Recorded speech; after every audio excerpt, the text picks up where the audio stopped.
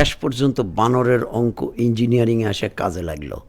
এই যে যে যন্ত্রটা দেখতেছেন এর নাম হলো মাংকি। মাংকি আসলে নাচে, নিচে যে যন্ত্রটা দেখতেছেন উইঞ্চের জোরে, বুঝলেন? এর সাথে আছে সুইটিয়া আর পুলি।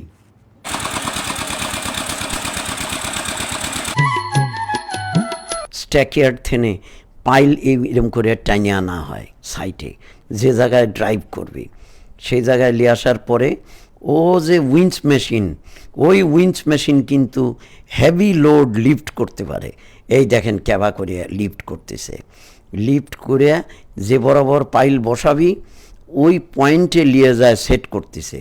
সেট করে মাথার উপর মারবি হলো ঘাই, পানি দিয়া ভলভলা করে লিচ্ছে যাতে সহজেই মাটির ঢোকে। এই দেখেন ক্যাবা জাকামদানি চলতেছে।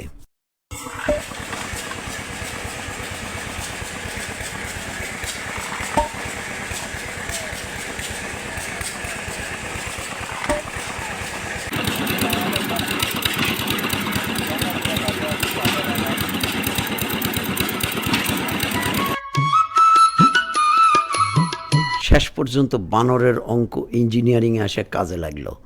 এই যে যে যন্ত্রটা দেখতেছেন এর নাম হলো মাংকি। মাংকি দিয়ে পাইল মাটির ভিতরে ড্রাইভ করা হচ্ছে। কেন? রাস্তার স্লোপ প্রোটেকশনের জন্য। তাহলে এই পাইলটা আগে স্ট্যাকইয়ার্ডে বানান লাগবে, সেটাও বানানো হলো।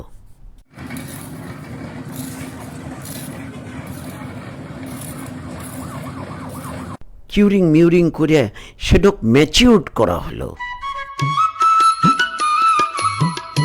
যাক মাংকি করলাম, ওই মাংকি আসলে নাচে, নিচে যে যন্ত্রটা দেখতেছেন উইঞ্চের জোরে, বুঝলেন? এর সাথে আছে সুইটিয়া আর পুলি।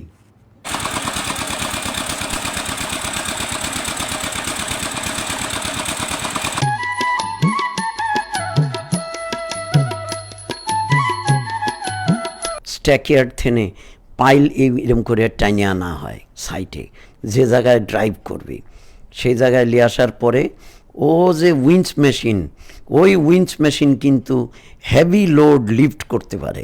এই দেখেন ক্যাবা করে লিফট করতেছে, লিফট করে যে বরাবর পাইল বসাবি ওই পয়েন্টে নিয়ে যায় সেট করতেছে। সেট করে মাথার উপর মারবি হলো ঘাই, পানি দিয়া ভলভলা করে লিচ্ছে যাতে সহজেই মাটির ঢোকে। এই দেখেন ক্যাবা জাকামদানি চলতেছে।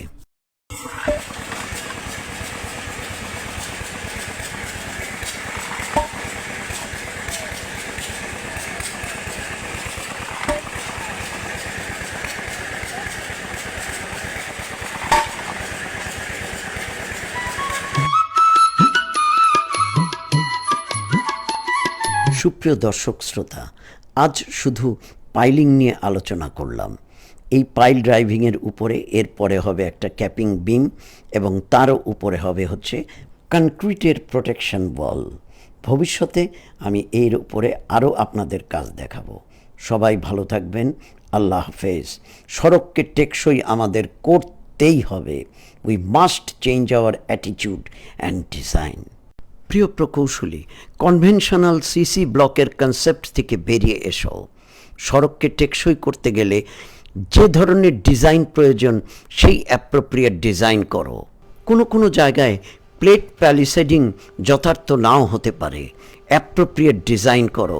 Change your mind and mindset. Thanks for watching.